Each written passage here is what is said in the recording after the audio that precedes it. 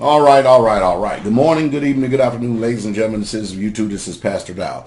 I think I'm gonna go ahead and answer this question because, as a pastor, I receive a lot of questions, especially concerning traditional families. And notice I said traditional. Traditional families does not mean that it's a biblical family, but it's a traditional family. And people who actually come in and they watch our services, our Shabbat services and stuff, they notice our children. When people come here, they notice our children. They notice how obedient our children is, and how that they're literally under control. They're not running around as if the world is some big jungle. And of course, many people wonder how in the world do we do this thing. And I'm going to talk to you here a little bit about children. Now, normally when I'm talking about family, I'm talking about husbands and wives. I'm trying to do whatever I can to assist all that I can to give people an understanding going forward in life, because I understand the type of society and world that we're living in, that the social structure and the morals and the values that I had reared and placed into me, that they're not the same today. And of course, we're watching an increase in crime rate. We're watching decadence. We're literally spiritually bankrupt. We are morally decayed, and we're hurting. And we're hurting. And of course, and the reason why we are hurting, and I want you to listen to me real quick. Please listen to me and try to understand.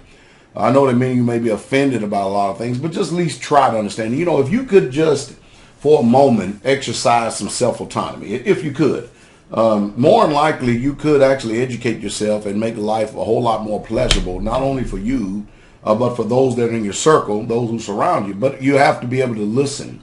And if you want to be wise, the scripture says you have to listen to a wise man. Now, of course, that wisdom is based on who you consider to be wise.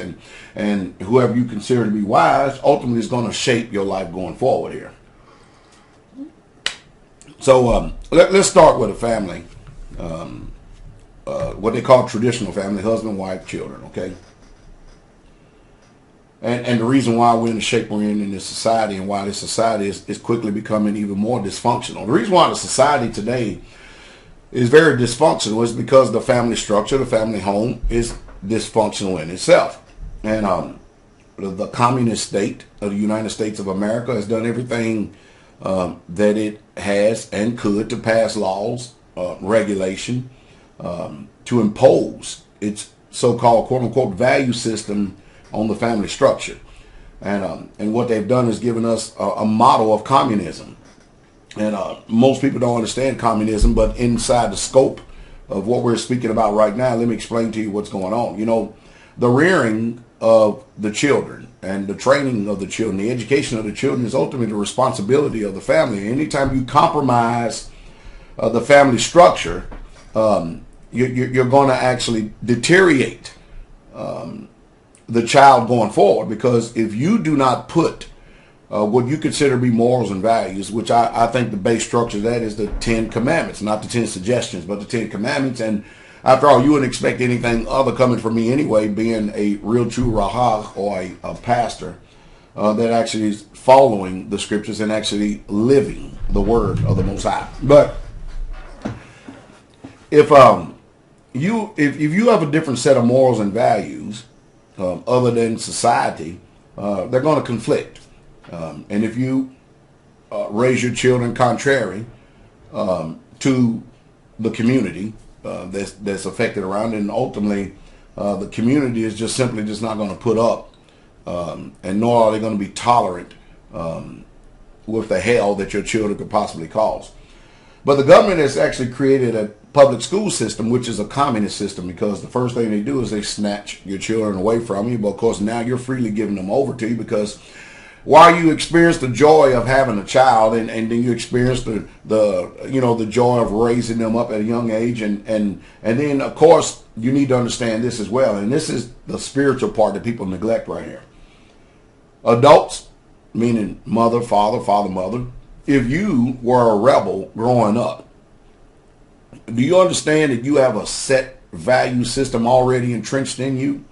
and more than likely your child is going to be affected by the truths or the values that you have personally accepted, and you're going to place those whether you like it, understand it or not.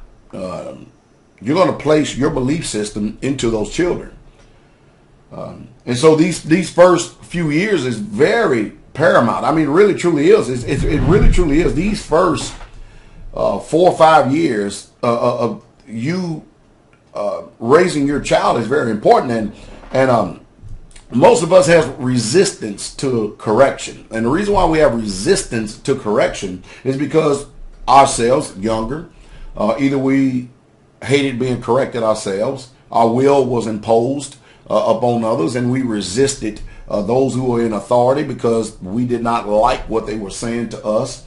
And of course, this ultimately affects you as an adult. And then when you have children, what you're doing is you're raising children in the privacy of your home to be able to function in your little sphere, your world of circle. But then when they get out into the free society, they get out into the community or the public forum, these dysfunctional children at home, the dysfunction is really seen in the public forum because there are a lot of people that have simply got a different value system than you've had. So if you've been abused, neglected, forsaken, and wasn't raised in what they call a traditional family home, chances are you're going to continue to perpetuate the same type of attitude and consciousness towards your offspring and your seed going forward. But the only way of deliverance and getting outside of this is to lay down and forsake some of the things that you had. You have to do a careful evaluation of yourself, and you have to set aside and put aside the things that does not cause for an advantage for you going forward, as well as your offspring. Because after all, anybody who has a care for children, especially their own children, we want the best for them. But again, we live in a world that try to tell us that we're free here in America, but it really is a communist manifesto. So they take your children, put them in the kindergarten, public school, and most of you opt into this. You could homeschool, but you choose not to because, after all, these children that you have reared the first 4 or 5 years, they end up becoming tyrannical, and they become literally little monsters, little hellions that you can't control, and the attitude and the shape of your mind is, let me go ahead and send them out to public school and put them in a public venue and forum and stuff, that ultimately what's going to happen? They're going to end up being affected by who or what? Other children that have a different set of values, or a teacher that's just there for a paycheck, because after all, to you, it's free daycare, free government daycare. And of course, you wanted the joy of being able to have a child, but you don't want the responsibility of actually educating that child. And this is where we're at in society today. So while it may seem like some benefit to you, the consequences are literally dire. And then what happens is that when these children who have a different set of morals and values, in order to be very effective towards society, when they get unleashed on society and stuff, and next thing you know, we have tyranny. We have literal tyranny, because that child may steal your next door neighbor's car, or it may kill somebody or rape somebody, or and TV doesn't help one bit at all. So that's on the public forum right there. But let's talk about the community. Let's talk about the community as a whole. The community as a whole ultimately has to live with your children. And there's an old quote and statement that says this. It says, it takes a tribe to raise a child. And of course, many of you parents out there are offended. Again, if you could not take correction when you were younger, what makes you think you're going to change your mind and your attitude when you get older? Because you simply can't see it that way, because you are already hardwired and hard set. And whatever you do with your children behind closed doors, it's ultimately going to affect the community, and the community is going to be affected by the consequences and the choices that you have made behind closed doors. And that's the reason why that many times in the spirit you sense resistance by the community as a whole. because they do not approve of your value system or the way you have raised your child. So, if you're actually going to be an effective father or effective mother, you would train, you would educate, and condition your child to be able to function in a free society. And they need to learn and know the difference, because what I see more than anything is I see children who literally have no home training. And what happens is, see, you have to understand the child's mind. Home to the child is their spirit. And if a child is not disciplined, if a child is not trained, if a child is not educated, if a child is not taught how to function right at home, and you give them freedom and liberty to do whatever they want, that little spirit become a jungle. It's a big playground to them. And then when these children get out into a public venue, what are they ultimately going to do? They're ultimately going to treat the world as an even bigger playground and a bigger gym. And you're going to experience frustration. I see it all the time, because your children, they do not know how to flip the switch. They do not know how to change from this venue to this venue, because they have so much liberty and freedom over here. And then when you get out here and you try to correct them, they're going to resist, because they're not used to that correction. Because whereas they had a little small jungle over here, they've got a bigger jungle here. And they're going to resist you. And meaning you're going to experience rebellion. Not rebellion. You're going to experience embarrassment. Simply because you have dropped the ball in your sphere and have not taught your children how to actually function when they get into the community in itself. And our social structure is just literally ate up in this country. Our social structure is literally ate up in this country.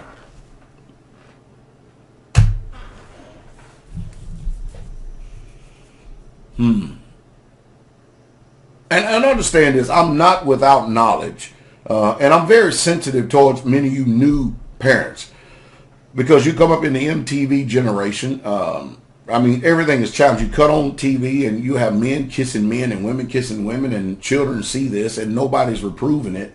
And they think that this is just part of society. And then you watch movies and video games that teach killing, stealing, murdering, the lack of honor for father and mother. And you have to understand, my generation has a low tolerance level for any type of rebellion. My generation does.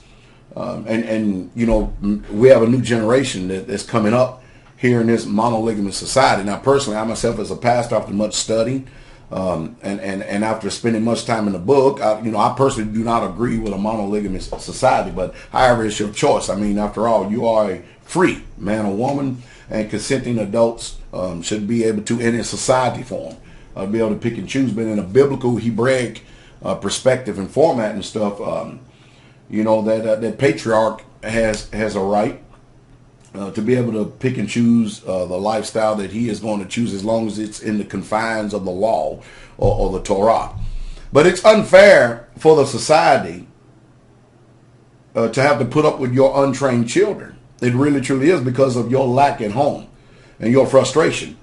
And that's the reason why the schools are, full of a bunch of undisciplined hoodlums today, because of the way that they have been raised at home. And as a pastor, when people come here to meetings and stuff, you have to understand that people like myself and Elder Doug,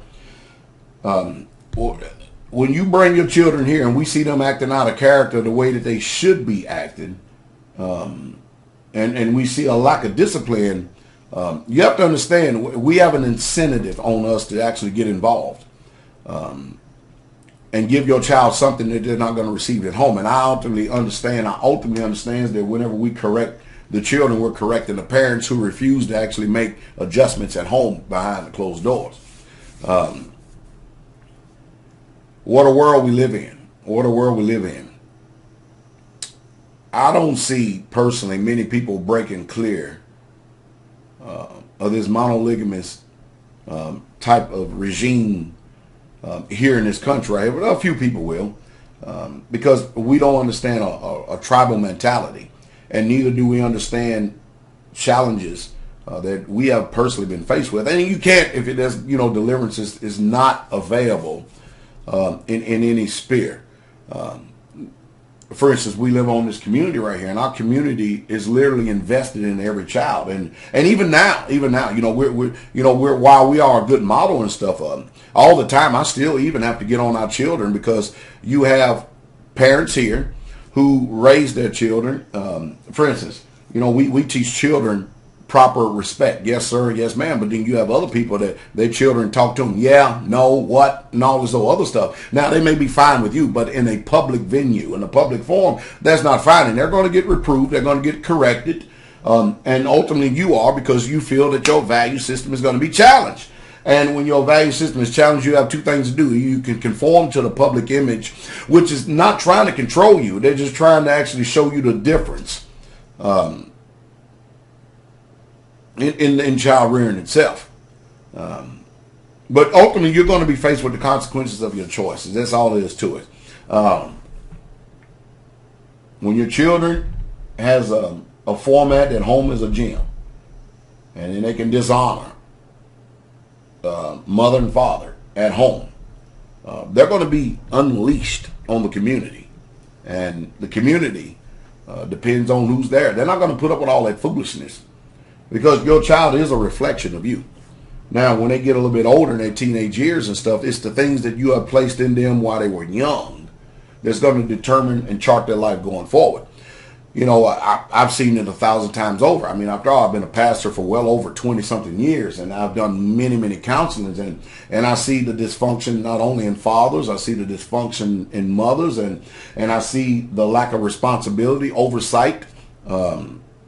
I see the lack of regulation, because people hate the subjugation of order, and I see the form of rebellion that takes place without words being said. I mean, people are king. If they don't like what you say, and they understand that they're in a subordinate place on the pecking order, they're not going to sit there and resist you in the open, but neither are they going to do what you say either. And that's why I teach people that the lack of action as well as action, they always speak louder than words.